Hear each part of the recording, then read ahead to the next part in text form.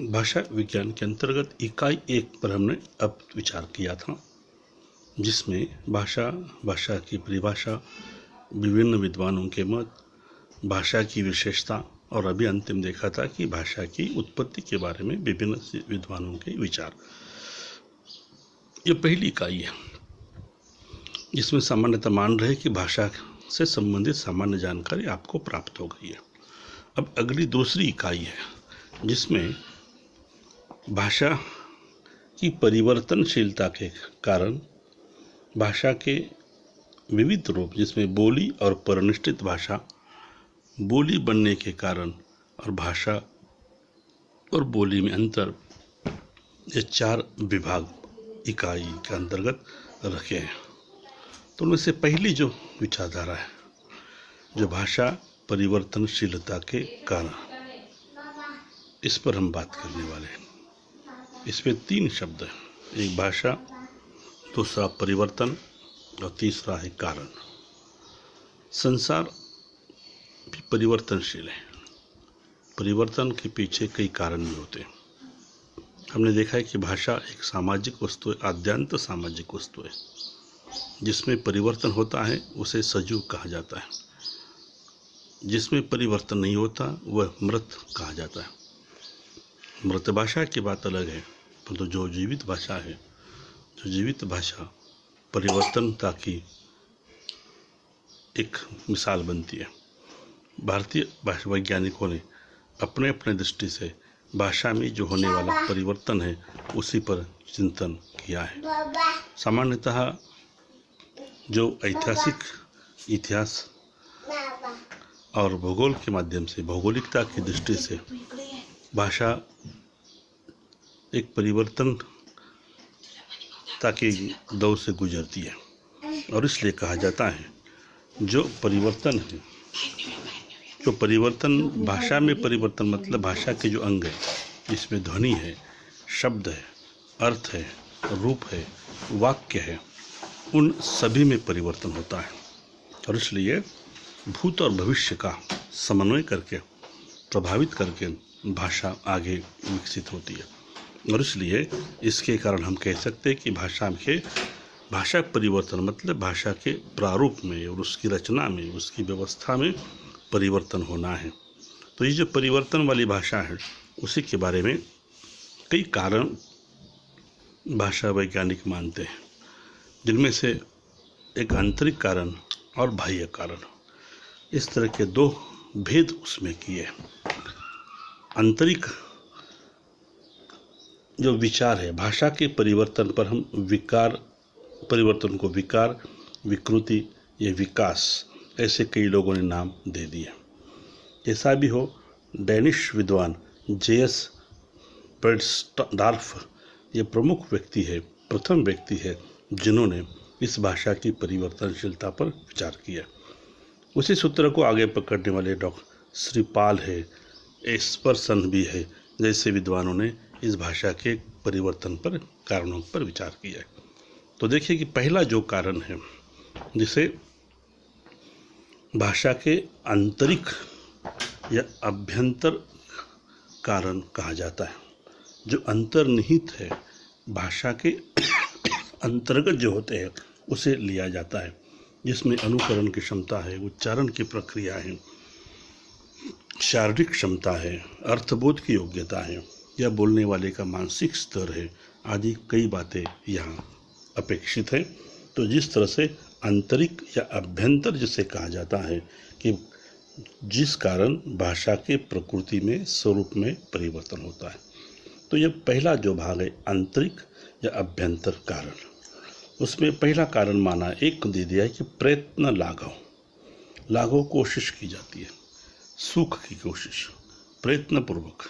इसे मुख सुख कहा गया है कि भाषा में परिवर्तन लाने के पीछे या मुख सुख ये बधारणा रहती है कि श्रम की अल्पता, कम समय में, कम कष्टों में शब्दों का उच्चार करना, ये मनुष्य की एक सहज प्रवृत्ति है और इसी कारण मनुष्य प्रयत्न करते हुए शब्दों में परिवर्तन कर सकता है, शब्दों में हेराफेरी कर सकता है। प्रयत्न लाघव से कभी कभी यह शब्दों के रूप में बदल तक करता है। काम जैसे हम कहते हैं काम में भी कम श्रम चाहते हैं और अधिक लाभ उठाना चाहते हैं, भाषा की दृष्टि से भी वही व्याख्या होती है कि प्रयत्न लाघव के रूप में। जैसे कि देखिए कि भाषा में प्रयत्न लाघव कई उदाहरण भी है। जैसे स्वर का लोप होता है, स्वर के लोप में अनाज से नाज शब्द बना है, वो हटा दिया है, एकादश का 11 बनता है। व्यंजन लोप में स्था ज्येष्ठ से जेठ बना है, स्थल से स्थल बना है, दुग्ध से दूध बना है। उसी की तरह स्वरागमन, कई बार स्वरों का आगमन होता है। स्काउट का स्काउट होता है, कर्म का कर्म बनता है, धर्म का धर्म बन जाता है। कई बार अन्य कारण में, जैसे वधु को बहू कहा जाता है, उपाध्याय से ओझा बना और सिर्फ झा हो चुका है। तो इस तरह से हम कोशिश करते हैं और भाषा में परिवर्तन करने का प्रयास कर सकते हैं। दूसरा कारण है कि बलाघात, बल अधिक आघात। बल मतलब जोर लगाना है। हम शब्द उच्चारण करते समय हम किसी एक आदि स्वर पर बात बल देते हैं और उसी के कारण भी उसमें परिवर्तन होता भी है। ध्वनि क्षेत्र के दृष्टि से यह कारण महत्वपूर्ण है। जैसे कभी हम ह्रस्व दीर्घ अस्पष्टता का कारण भी शब्द लोप हो जाते हैं। जो लोग बाजार, साहित्य, बारूद जैसे शब्दों में जा, ही और रू ये बीच में शब्द है, वर्ण है, उसी पर उच्चार करते समय अधिक बल देते हैं, जिसके कारण बाजार का बाजार शब्द हुआ है, बारूद का बारूद बना है और साहित्य का साहित्य बनता है। और इस तरह से शब्द के बल देने के कारण उच्चारण में भी शब्दों में परिवर्तन होता है। तीसरी बात होती है कि कहा है कि अज्ञान के रूप में, अशिक्षा के बोलने वाला व्यक्ति कभी कभी अज्ञान से प्रभावित होता है और विदेशी शब्दों को स्वीकार करता है। जैसे विदेशी शब्दों का स्वीकार करने के बाद उसमें परिवर्तन होता है। जैसे कलेक्टर का कलेक्टर बनता है, डजन का दर्जन शब्द हुआ, अगस्त का अगस्त बना, ट्रेजरी का तिजोरी शब्द बना है। तो ऐसे अनपढ़ लोगों के कारण, अज्ञान के कारण, अपूर्ण अनुकरण के अपूर्णता के कारण भी ऐसे शब्द भाषा में आते हैं और जिसके कारण भाषा में परिवर्तन होता है। चौथा कारण मानते हैं कि जानबूझकर परिवर्तन, या कहा जाता है कि बोलने वाला व्यक्ति या लिखने वाला व्यक्ति सोच समझकर भी शब्दों में परिवर्तन कर सकता है। जैसे कि यह कहा जाता है जराजंद पाश्चात्य संस्कृत के विद्वान, पाश्चात्य विद्वान मैक्स मूलर अपने आप को मोक्ष मूलर शब्द के रूप में प्रयोग करते। तो जयशंकर प्रसाद ने अलेक्जेंडर का अलक्षेंद्र शब्द उस रूप में प्रयोग किया है। मतलब ये जो वैयक्तिकता के कारण, व्यक्ति विशेषता के कारण भी ऐसे शब्द परिवर्तित होते हैं, जानबूझकर ये शब्द बन जाते हैं। जैसे ट्रेजेडी है, ट्रेजेडी को त्रासदी कहा गया है और कॉमेडी को कामदी कहते हैं। अकेडमी का अकादमी शब्द बनता है। तो इस तरह से यह कई बार शब्द, नए शब्द स्वीकार किए जाते हैं, जानबूझकर उसका प्रयोग होता भी है और इसलिए यह मनुष्य के द्वारा सोच समझ कर किया गया यह परिवर्तन है। अगली बात, पांचवी एक कारण मानते कि स्वयं परिवर्तन भी है। कभी कभी ऐसे प्रयोग होते होते उस शब्दों में भी परिवर्तन होता है, सहज परिवर्तन होता है। जैसे कहते हैं किसी न किसी रूप में भाषा विकसित होती है, परिवर्तित होती है, तो शब्द भी उसमें बदलते हैं। तो भाषा का स्वयं में विकसित परिवर्तित होना स्वयंभू कहा जाता है और इसलिए कभी हम बढ़िया शब्द का प्रयोग करते हैं उदाहरणार्थ के रूप में, पर तो आगे चलकर बहुत बढ़िया, ये शब्द बन चुका, जोड़ दिया है। सच मूल शब्द सत्य है और सत्य को हमने सच के रूप में कहा। और कहते हैं कि महिषी, महिषासुर मर्दनी में महिषी है, तो महिषी को हमने भैंस शब्द के रूप में परिवर्तित कर दिया है। गंधर्व को गधा कहा गया है।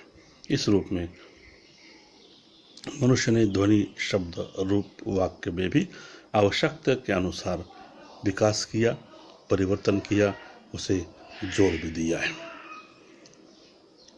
आगे चलकर है भावातिरेक। भाव का अतिरेक होता है। मनुष्य समाजशील प्राणी है, अपने विचार व्यक्त करने का प्रयास करता है, विचारों का आदान प्रदान करता है और इसी कारण भावुकता उनकी विशेषता बनती है। जब वो अपने जीवन में यापन करते समय ऐसी विशिष्ट परिस्थितियाँ पैदा होती है जिसके कारण ये भावावेश होता है, जैसे प्रेम, क्रोध, भय, जुगुप्सा, विस्मय जैसे शब्दों के समय हम इन शब्दों का प्रयोग कर सकते हैं। जैसे बाबू का बबुआ बन जाता है, राजा का राजू बनता है, बेटी का बिटिया कहा जाता है। ये भावांतरी के कारण यह शब्द परिवर्तित होते और भाषा भी परिवर्तन की तरफ आगे बढ़ती है। अगला है मानसिक स्तर के रूप में भी। मनुष्य जिस समाज में रहता है उसकी एक मनोधारणा बनती है, मानसिक व्यवस्था होती है। जब ये मानसिक स्तर ठीक होता है तो मनुष्य अपनी भाषा का सही प्रयोग कर सकता है। तो मानसिक स्तर ठीक न होने से भाषा में, उच्चारण में, शब्दों का प्रयोग करने में बदलाव होता है और परिणामतः भाषा भी परिवर्तित की तरफ चली जाती है। जैसे कहा जाता है कि जैसा कोई तीव्र बुद्धि वाला व्यक्ति होता है या कोई मंद बुद्धि वाला होता है तो दोनों की इस भाषा ग्रहण करने की और उच्चारण की क्षमता अलग होती है और परिणामतः शब्दों में परिवर्तन होता है। अगला एक कारण मानते हैं कि जातीय मनोवृत्ति है। जाति का अर्थ होता है मनुष्य की व्यवस्था के रूप में बनाई गई व्यवस्था है। प्रत्येक जाति की अपनी विशिष्ट मनोवृत्ति होती है, एक दूसरे से भिन्न होती है। उच्च जातियाँ, नीच जातियाँ, यदि ऐसी व्यवस्था होती तो उसमें सामाजिक, सांस्कृतिक, साहित्यिक भी भिन्नता दिखाई देती है। तत्वज्ञान, कला, संगीत जैसे समाज के विकास द्वारा विकसित होने वाली जो व्यवस्था है वह सभ्य समाज की कला रही थी और वह उन्होंने उसी दृष्टि से उसे विकसित किया है।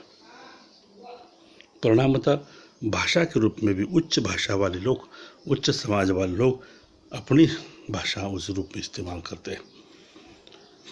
एक लोग कहते हैं कि जिस जाति में कोमलता और स्निग्धता है उनकी भाषा मधुर होती है। जो जाति में कोमलता नहीं है, कठोरता है, उनकी भाषा कठोर बन जाती है। मतलब जातीय उच्चारण व्यवस्था का भी प्रभाव भाषा पर होता है और भाषा उसी रूप में परिवर्तित होती है। और एक कारण माना जाता है कि हमने देखा था कि भाषा की विशेषता में अनुकरण यह शब्द है, विशेषता है। अनुकरण से हम भाषा सीखते हैं, तो इसलिए कहते हैं कि अनुकरण जब अधूरा होता है तो भी भाषा में परिवर्तन हो सकते हैं। तो अधूरा अनुकरण शायद निश्चित रूप में कहते हैं अधूरा ज्ञान खतरे से खाली नहीं है। जो अधूरा ज्ञान होगा वो नुकसान हानिकारक होता है। अधूरा अनुकरण भी शायद ठीक नहीं होता है। इसलिए कहते हैं कि कर्कश आवाज़ हो या किसी व्यक्ति की सुरीली आवाज़ हो तो सुरीली आवाज़ हम सुन सकते, कर्कश नहीं है।